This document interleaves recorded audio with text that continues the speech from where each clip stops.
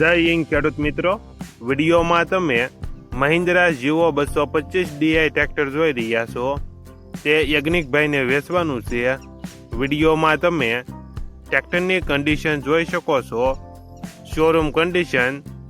લેનાર વ્યક્તિ one honour થશે. સબસિડી મળવા પાત્ર.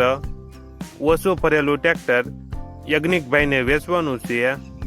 મોડલ 2024, 10મો મહિનો, 166 કલાક ફરેલ.